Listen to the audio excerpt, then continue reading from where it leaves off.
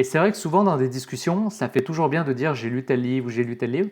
Et j'avais un pote qui tout le temps, mais alors lui par contre c'est vrai qu'il lisait vraiment vite. Il lisait genre un livre par semaine, donc ça fait genre 50, tu vois, 50 livres par année, ça va très vite. Et à chaque fois il me faisait ah ben je sais pas si tu as déjà lu tel livre. Et puis là il me faisait, et j'ai trouvé ça tellement cool de pouvoir illustrer tes points en citant un livre, un auteur, une idée. Et je m'étais dit ben, je pourrais faire pareil, tu vois, mais je vais, je vais gruger.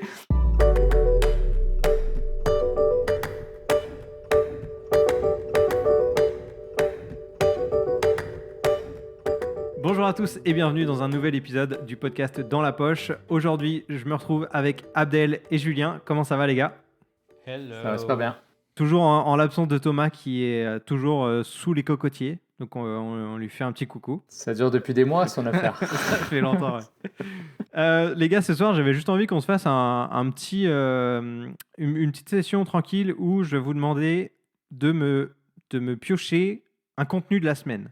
Qu'est-ce qui vous a, qu'est-ce qui vous a plu dernièrement dans n'importe quel type de contenu, que ce soit un podcast, un livre, une série, un film, un logiciel, peu importe. Je suis inspiré par le podcast de Yann Darwin qui s'appelle Le Ring, que je pense que Julien, tu as déjà écouté. Et ils ont cette petite chronique dans leur podcast que je trouve intéressante. Ça permet de découvrir des contenus assez cool. Eux, ils sont 5 autour de la table, donc ça fait pas mal de contenu à regarder. Et je me suis dit que ça pourrait être intéressant d'avoir aussi votre vision des choses et des contenus qu'on pourrait tous découvrir. Donc on va commencer directement. Et cette fois, je commence avec Julien. Est-ce que tu as un contenu en particulier que tu as retenu ces derniers jours ou dernières semaines? Eh ben écoute, oui, bah, pas plus tard qu'aujourd'hui en fait, tout à l'heure sur ma pause lunch, pour être précis. Mhm. Alors je vais lire son nom correctement. C'est un photographe artiste que je suis sur Instagram. En fait que je suivais, mais ça faisait longtemps que je n'avais pas vu son travail.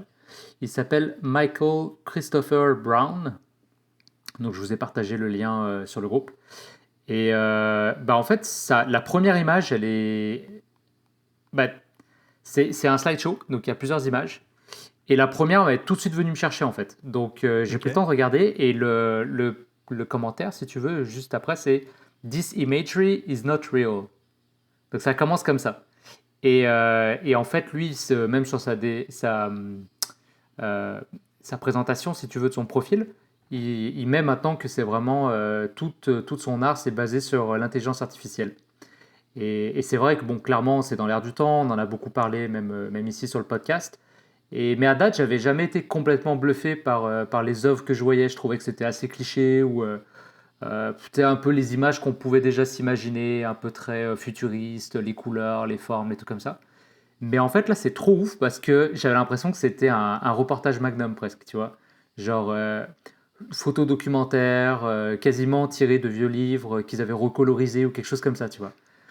Et donc là, en fait, j'ai lu rapidement un peu, mais en gros, cette personne, ça fait plus que 25 ans qu'elle documente un petit peu la relation entre Cuba et les États-Unis. Et donc, à plein d'égards, bon, sur bien sûr l'embargo, la situation économique, mais pas que.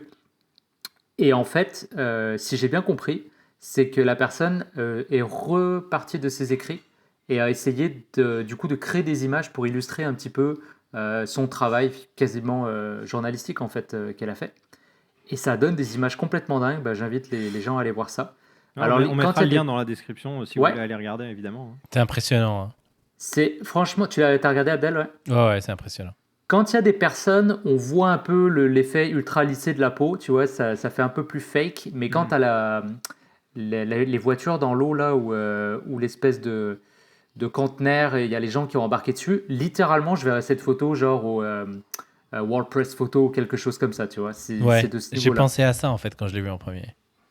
Et puis même le mouvement du drapeau, la composition, fait que là je suis comme, ok, si l'intelligence artificielle arrive à ce niveau-là, là c'est un vrai game changer. C'est vraiment un game changer et même en fait, tu vois, autant à la base j'étais pas du tout attiré par ça, autant là j'ai quasiment le goût d'explorer ça en me disant comment je pourrais par mes mots peut-être aller plus loin dans certains projets ou dans certaines thématiques que j'ai déjà abordées moi photographiquement Et peut-être même, tu vois, ça pourrait être intéressant de créer des scènes improbables où tu as des gens qui n'ont pas habité à la même, qui ont pas existé à la même époque ou qui habitaient pas dans les mêmes pays, les faire se J'en ai rencontrer. vu Ou... des comme ça, c'était vraiment cool, ouais. Il me semble ouais, que j'avais vu, je crois c'était quoi, il disait si, en fait, c'est des personnes, des stars de Hollywood assez connues, s'ils étaient pas, tu vois, s'ils avaient été des personnes un peu random, tu vois, à quoi ils ressembleraient. Et là, on voit genre, je sais pas moi, Nelson Mandela qui est, voilà, non, lui c'est pas une star d'Hollywood pour le coup, mais tu vois, non, c'était qui non, c'était Morgan Freeman et il était, je sais plus trop quoi, il était balayeur dans une rue, tu vois. Et en fait, tu peux inventer une réalité parallèle quoi, de notre monde. Je trouve ça intéressant.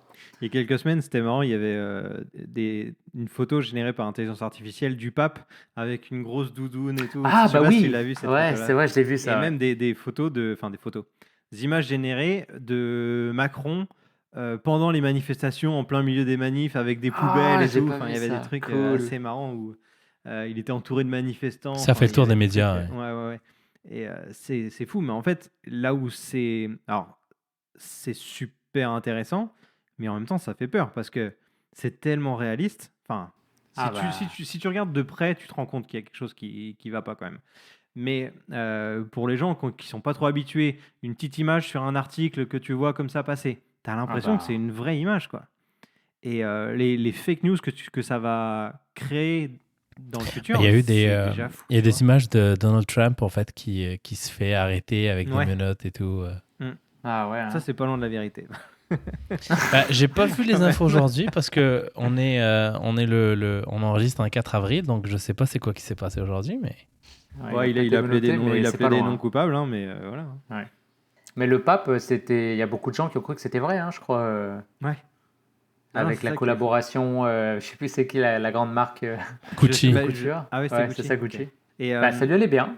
Je- ça mais lui allait alors, super bien, je trouve. Ouais. justement, par rapport à ça, j'ai entendu, je sais plus si c'était dans une vidéo d'Hugo Décrypte, encore une fois, mais les grosses entreprises du style Google, Tesla avec Elon Musk, etc., ont demandé à ce qu'on freine ou qu'on arrête l'évolution sur les intelligences artificielles pendant un certain temps, le temps de cadrer les Ouais. choses. Je sais pas si vous en avez entendu parler. Ouais, j'ai entendu parler de Oui. ça. Ouais. Alors Abdel, toi qui as justement, je pense, un regard encore plus pointu là-dessus, Ah, qu'est-ce je que tu sais sais et pas. qu'est-ce que tu en penses? Moi, Moi, je quand trouve j'ai entendu ça, ça fou. je me suis dit, ah, la blague ou fake news et tout. Il y a un peu de vérité dans le sens où il regrette un peu de ne pas avoir mis quelques sous dedans. Et le fait aussi que. En fait, il faut le voir du côté. C'est qui bénéficie de ces technologies aujourd'hui? C'est Microsoft. Parce que c'est eux qui ont investi dans la boîte, en fait. Et t'as Elon Musk qui doit un peu se mordre les doigts parce que là, il passait à côté de quelque chose. Puis dès qu'il peut lancer des petites piques à Microsoft, comme il l'a fait avec Apple, ben, il le fait. Mhm. Mais je pense que ça a été un peu mal interprété ou ça a été interprété différemment par les médias. Euh, c'est juste que là, avec la sortie de GPT-4, là, le nouveau engine, ben, tout le monde capote avec tout ce qui est possible. Puis bien évidemment, ils tendent le micro avec des questions qui sont un peu dirigées. Donc. Ouais, ils essaient juste de gagner du temps pour rattraper leur retard, en fait. Ouais, je pense, je sais pas en fait si ça a été vraiment demandé de cette façon-là. Je sais pas en fait. J'ai pas l'information et j'ai un gros doute que des gens dans la tech aient demandé à ce qu'on freine l'innovation. Puis, De ton côté, Abdel, est-ce que tu as un contenu à nous recommander? alors moi j'ai commencé une nouvelle série c'est sur Amazon Prime. Ça s'appelle Daisy Jones and the Six. C'est vraiment de la musique des années 70 et tout. Donc pour les gens qui sont fans de musique, ça y a vraiment de la super bonne musique et tout. Et puis c'est super bien filmé. Il y a une belle histoire derrière et tout. Donc je trouve que c'est cool. Ça fait un moment que j'ai pas commencé j'ai pas regardé de série nouvelle. Est-ce que c'est une série très récente ou c'est une série qui a déjà plusieurs saisons et que tu rattrapes parce que tu n'avais pas découvert avant? Non, je pense que ça date pas d'il y a longtemps. Je pense que ça fait quelques peut-être semaines, mois. Et il y a juste une saison pour l'instant. Et j'ai pas encore fini, donc je sais pas s'il y a une deuxième saison ou pas, mais Ok. c'est cool pour les gens qui se cherchent des trucs à regarder. Moi, de mon côté, je voulais vous partager, justement, comme je l'ai dit en intro, le podcast assez récent, finalement, de Yann Darwin, qui s'appelle Le Ring. En fait, Yann Darwin, pour ceux qui ne connaissent pas, c'est un entrepreneur, un créateur de contenu qui parle énormément d'investissement en règle générale, que ce soit de l'immobilier, de la bourse, de la crypto. il a une entreprise qui s'appelle Green Bull et qui est justement cette espèce de conglomérat de plein d'activités différentes autour des investissements. Il a de la formation, il a comment on appelle ça, des club deals ou un truc comme ça. J'ai Des pas le nom club deals, exact. ouais. Ouais. Du private equity, des Ouais. choses comme ça. Et donc, il est créateur de contenu. Il a une chaîne YouTube depuis déjà de nombreuses années. Et maintenant, il intègre de plus en plus ses collaborateurs au sein de son entreprise Green Bull. Et ils ont décidé de lancer un podcast récemment. Ils sont 5, je crois 5 autour de leur canapé. Ils ont presque la même configuration que nous, au final, c'est assez marrant. Et, et justement, ils parlent de sujets autour de l'entrepreneuriat, de l'investissement et tout ça. Et je trouve vraiment les sujets intéressants et avec leur vision chacun d'entrepreneur, leur mindset. En plus, bon, ils sont à Dubaï, donc il y a ce côté expatriation, côté un peu bon différent d'être à Dubaï avec la France. Mais ils ont quand même des business en France, donc ils ont vraiment un regard assez global et je trouve ça intéressant. Alors, ils se cachent pas qu'ils veulent pas parler aux gens qui sont pas entrepreneurs dans l'âme, etc. C'est pas leur cible, on va dire. Mais je trouve ça vraiment cool. Donc, si jamais ça vous intéresse, je mets le lien en description. Et il y a un sujet dans l'un des épisodes que je trouvais intéressant.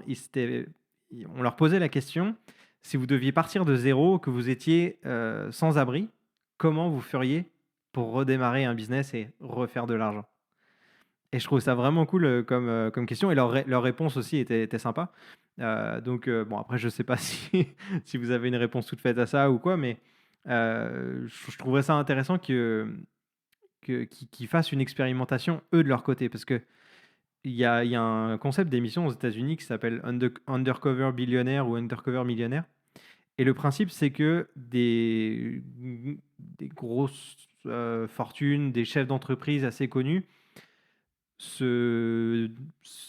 alors, même pas se déguisent, mais au final, sont parachutés dans une ville aux États-Unis, un coin paumé, où ils connaissent personne. Et ils ont qu'une petite somme dans les poches. Je sais plus si c'est 10 ou 100 dollars, peu importe. Et ils doivent se débrouiller avec ça. Et en espace de 30 jours, ils doivent arriver à créer ou à gérer une entreprise valorisée à plus d'1 million. Et ça, c'est un projet que je trouverais vraiment intéressant de voir fait par ces membres-là du podcast de Yann Darwin en France. Et je pense que ça pourrait être assez intéressant à regarder. Ouais, j'aimerais bien voir ça, moi aussi. Le bull, j'imagine, c'est en référence au Le taureau, bull ouais. market. Ouais, exact. Ok. Ouais. Donc, Julien, toi, tu connais, il me semble, hein, le podcast, enfin le ring, mais surtout les contenus de Yann Darwin. Abdel, je sais pas si tu connais bien. Non, je connais pas. C'est combien de minutes? C'est assez long, je crois que c'est un peu plus d'1 heure quand même. Ouais, c'est un bavard, Yann. Ouais. Mais lui, il avait déjà son podcast avant Business en bagnole. Moi, Oui. c'est comme ça que je l'avais connu. Ouais, il en fait moins souvent. Ça, il en fait moins, même plus Ouais. du tout, je crois, à Ouais. mon avis. Mais c'était cool.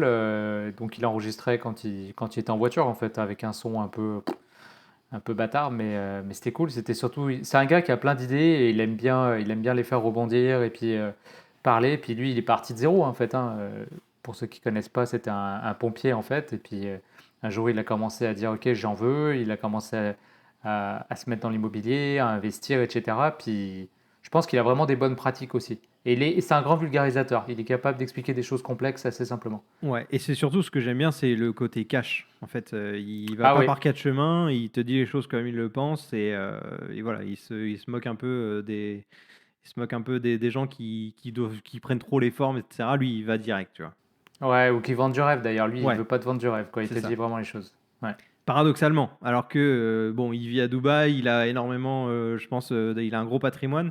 Parce qu'il a vraiment réussi. Ouais. Parce qu'il a vraiment réussi, et il apporte vraiment beaucoup de choses.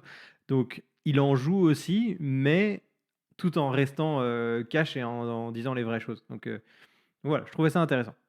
Est-ce qu'il y a Carrément. un autre contenu, Julien, que tu veux partager? Un livre Bah, peut-être sur l'investissement, il y a, je sais pas si j'avais dit ça dans le podcast, vous le savez, mais c'est ça, on regarde plus Netflix avec ma blonde. Et puis du coup, le soir, souvent, on mange un petit truc et on a envie de regarder, pas quelque chose de long, parce qu'après, on fait nos affaires, on avance sur nos projets respectifs, mais on avait En fait, en ce moment, elle est en train de lire un livre qui s'appelle Atomic Habits. Ah, je l'ai lu. Et super bon livre. Elle, en tout cas, elle est vraiment fan. Elle a tous les matins, elle me dit c'est tellement bien ce livre.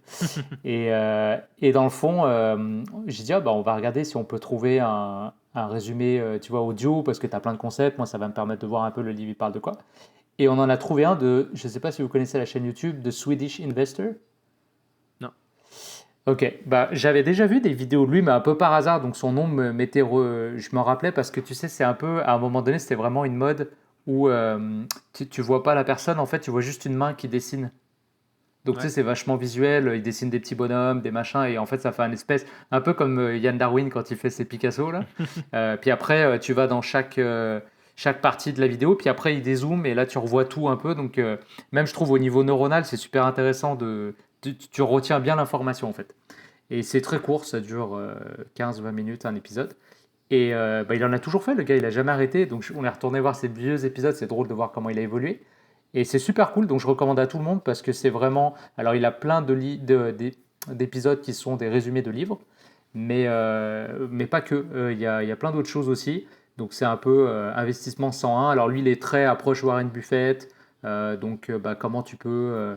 Peut-être tous les bons conseils qu'il a tirés des livres, comment te payer en premier, comment tu gères ton budget, comment tu investis sur les marchés actions, la psychologie que tu dois développer pour tenir sur du long terme, des choses comme ça. Donc voilà, je recommande, c'est très digeste et je pense que tout le monde peut retirer des Mhm. bons trucs de ça. Ok. Et ça me fait penser à une application que j'ai. Alors, je l'ai plus depuis un petit moment, mais j'en avais parlé. J'avais fait une interview du CEO de cette entreprise qui s'appelle Cooper. Je ne sais pas si vous connaissez. En gros, c'est Ouais. une application qui propose des Mhm. résumés de livres en audio. Donc, pendant je sais pas, une dizaine ou une vingtaine de minutes, tu as un résumé en fait qui a été travaillé par quelqu'un qui a vraiment lu le livre, qui l'a mis en forme, etc. Et Une IA, tu veux dire? non, non, non, vraiment des personnes pour le coup. Et tu as un résumé audio vraiment sympa. Ça a évolué pas mal, je crois, depuis. Et tu peux faire des quiz suite à ça, pour voir si tu as bien mémorisé les informations du résumé et tout ça. Et puis, évidemment, le but, c'est si le résumé t'a beaucoup plu et que tu as envie d'en savoir plus, de creuser le sujet, tu peux directement aller acheter le livre derrière. Et je trouve le concept vraiment intéressant. Ça te fait gagner du temps, ça te permet de savoir si un bouquin va t'intéresser avant de te mettre à le lire en entier ou l'écouter en entier sur comment ça s'appelle Amazon Audio là comment ça s'appelle Amazon Audible. Audible.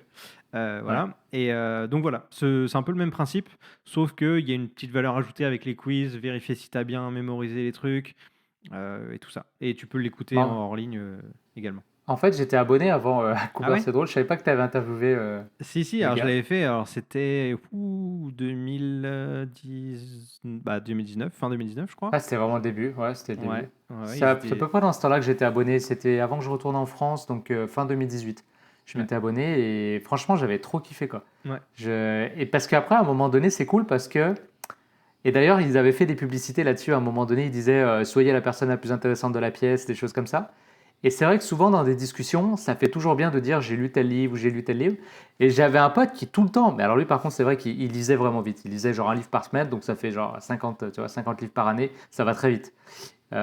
Et à chaque fois il me faisait ah ben je sais pas si tu as déjà lu tel livre. Et puis là il me faisait, et j'ai trouvé ça tellement cool de pouvoir illustrer tes points en citant un livre, un auteur, une idée. Et je m'étais dit, bah, je pourrais faire pareil, tu vois, mais je vais gruger, je vais faire Cooper. Et en fait, c'est cool. C'est cool. Et je pense que c'est bien aussi de l'écouter. En fait, avant, ça te donne envie de lire le livre. Et après, des fois, tu sais, tu te dis, ah, c'était quoi déjà le takeaway de ce livre-là? Puis Hmm, juste de réécouter le truc, bah, tu te rappelles ta lecture. Et c'est comme une fiche de lecture c'est finalement, mais ça. déjà toute faite et un peu Ouais. friendly, quoi. Ouais, donc Ouais. ça, c'était vraiment cool. Une appli à conseiller si jamais vous n'avez pas le temps ou pas envie de lire des bouquins en entier. Et c'était en français d'ailleurs, Cooper, je Ouais, pense, hein. c'est une entreprise Ouais, c'est française et ça, ils c'est font en des français, résumés ouais. en français, donc vraiment intéressant. Abdel, est-ce que tu as une dernière recommandation? Alors, moi, j'ai commencé à utiliser la semaine dernière le engine en fait que Microsoft a annoncé dernièrement là, Copilot en fait, qui s'appelle Microsoft 365 en fait, mais ils ont ajouté cette fonctionnalité là. Alors attends, Et franchement, ça s'appelle comment? Ça s'appelle Copilot, c'est ça? Copilot, c'est juste en fait, Ok. c'est pas un logiciel en soi, c'est quelque chose c'est une version de tes logiciels de la suite 365 qui ajoute en fait ce engine-là. Et franchement, c'est vraiment impressionnant ce que ça permet de gagner en productivité quand on travaille avec des tableaux Excel ou quand on fait on essaie de sortir des tendances ou sortir des chiffres sur des master data des fois qui est en pleine data. L'interaction se fait avec du texte en fait, comme ChatGPT dans le fond. On pose la question et puis là, ça nous sort des trucs. Et puis là, les premiers tests que j'ai fait, j'étais comme waouh. J'étais juste bluffé par ce que ça permet de faire. Et j'ai pas essayé la partie où est-ce que ça te permet de générer des présentations PowerPoint et tout ça. Là, je suis pas encore rendu là, mais juste des master data qui sortent d'un API ou de quelque chose, puis qui te permettent d'avoir des tendances sur un produit ou sur la consommation du produit. Franchement, c'est cool. Ce qui va arriver cette année, je pense 2023, là, c'est quelque chose. Ça va être vraiment intéressant. Est-ce que c'est son ancêtre, c'est pas le petit assistant que tu avais sur Word à l'époque, oui. là, c'était quoi? C'était le trombone, là, je sais pas un quoi. trombone, ouais, exact. Trombone, ouais. Ça, c'est la Ouais, c'est version ça. old school et là, c'est la nouvelle version. Je pense qu'ils ont essayé de sortir une blague avec ça. J'ai pas regardé en fait tous les April Fools qui sont sortis cette semaine, mais je suis sûr qu'il y en a qui l'ont fait. Mais le concept reste quand même le même. Tu as une assistance, c'était ça à l'époque. Ça te permettait de voir en gros c'est quoi que tu pouvais faire.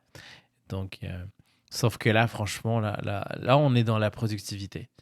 Là, on arrête de perdre du temps avec des trucs ridicules à faire des pivot tables, puis jouer avec, machin, croiser des colonnes. Là, c'est vraiment intéressant. Dans Word, Excel ou PowerPoint, qu'est-ce que concrètement là tu peux faire pour des usages de tout le monde? Pas forcément dans ton métier, mais les exemples principaux que Microsoft a donnés, c'est quoi? Ah, j'ai pas vu les exemples de Microsoft, mais moi, par exemple, comme j'ai dit, je sais pas, tu nous avais parlé à un moment donné que tu avais un gros master data pour ton spreadsheet où est-ce que tu mettais des données reliées à une business. Imagine tout ce que tu peux sortir comme information sans forcément le faire manuellement à chaque fois, croiser des trucs. Imagine, tu peux juste poser une question avec des mots très simples et avoir la réponse en fait sans forcément jouer avec un pie chart ou faire un tableau. Ça le sort. Ça, c'est la partie Copilot parce qu'en fait, aussi, ils ont sorti la version Loop. Je ne l'ai pas beaucoup utilisé, je ne vais pas me prononcer là-dessus, mais c'est un peu le concurrent de Notion AI qui te permet justement de poser des questions, qui se base aussi sur des données de base de données en fait, puis le data est là et ça te permet juste, encore une fois, d'interpréter des données puis en faire quelque chose. Tu peux prendre quelque chose qui n'est pas structuré, du data qui est vraiment brut, puis être capable de poser des questions sans forcément que tu mettes la main dedans. Moi, j'ai au moins 2 exercices que je fais par mois dans le cadre de mon travail, où est-ce que je passe à travers des spreadsheets, j'exporte le truc, je travaille les colonnes, j'enlève des trucs, genre faire du nettoyage, du clean-up sur le spreadsheet avant de commencer vraiment à interpréter les données. Imagine que là, tu fais juste le prendre, c'est automatisé, tu lui dis génère-moi tel jour du mois, machin, il te sort le rapport, et là, je suis juste sur des choses de base, là. Je suis pas encore dans les trucs un peu compliqués, des niveaux un peu plus développés. Donc, j'ai hâte, j'ai vraiment hâte. Je trouve que c'est cool. C'est GPT-4 qui est en dessous, en fait. Le moteur en dessous, c'est GPT-4. Donc ouais, c'est cool. Franchement, je pense qu'on a de la chance de vivre à cette époque et de voir toutes ces évolutions incroyables qui arrivent. Après, pour certains, je suis sûr que ça fait un peu peur, mais en vrai, c'est tellement incroyable. Pour information, nous, tous les mois, on a comme une... ça s'appelle un town hall là, dans une compagnie où est-ce que tu as le président qui s'exprime et tout. Et puis, on a parlé de ChatGPT. Et on a parlé surtout des gens qui mettent dans les prompts de ces intelligences artificielles du data qui est confidentiel. C'est-à-dire que tu prends ton truc, information de la compagnie, tu dis vas-y, sors-moi quelque chose. Ouais. On oublie qu'on est à l'extérieur, que ce data-là là, que tu leur donnes, il est là. Quelqu'un d'autre l'information pourrait se croiser. Et il y a eu une petite discussion très, très intéressante sur c'est quoi qu'on peut faire, c'est quoi qu'on peut pas faire attention avec certaines choses, des pratiques, en fait, les bonnes pratiques à faire avec ce genre de choses-là. Mais là, avec Microsoft, le moteur, en fait, il roule pas juste dans le cloud, il roule dans le cloud de la compagnie, dans le tenant de la compagnie, ce qui fait qu'il y a quand même ça fait attention quand même aux data qui est échangé avec l'extérieur. Je pense que j'avais fait un commentaire il y a pas longtemps sur Teams qui me proposait, lorsque je switchais de discussion avec plusieurs personnes en anglais vers le français, il me disait est-ce que cette discussion se fait en français? Parce que pour lui, c'était pas en anglais qui est la langue du système. Puis là, on est encore plus loin. J'avais sous-estimé un peu. Et là, ça arrive dans Teams. Je n'ai pas encore essayé. Je pense que ce n'est pas encore disponible dans Teams. Mais dans la nouvelle version de Teams, encore une fois, c'est un programme bêta là, que Microsoft a ouvert à des compagnies. Ce n'est pas encore disponible pour tout le monde. Mais franchement, c'est cool. Vraiment. Bon, eh ben, écoute, on a hâte de tester. Incroyable. Dès que ça sera disponible au grand public, parce que si je comprends bien, tu as un petit peu d'avance sur nous. Ouais, c'est en bêta, mais je pense pas que ça va rester bêta très longtemps. En fait. Ouais. C'est une fonction qu'il va falloir activer dans l'abonnement 365 des compagnies. Puis Ouais. ça va arriver très vite, je pense. Bon, parfait. Bah, écoutez, merci les gars pour vos recommandations. Merci à vous. De temps en temps, je pense qu'on pourrait essayer de se refaire des épisodes comme ça où on partage des contenus qu'on aime bien. Ça peut vous Des livres, permettre. des podcasts. Ouais, ça peut vous permettre de découvrir des nouveaux contenus et même nous, entre nous, déjà découvrir des choses parce qu'on a chacun nos canaux d'apprentissage de contenu. Donc c'est intéressant d'avoir ça. Si vous avez apprécié cet épisode, n'hésitez pas à le partager et à nous mettre une note sur Apple Podcast. N'hésitez pas à vous abonner sur YouTube et sur les applications de podcast. Et d'ici le prochain épisode et le retour de Thomas, tout bronzé, on l'espère, on vous dit à très vite dans votre poche.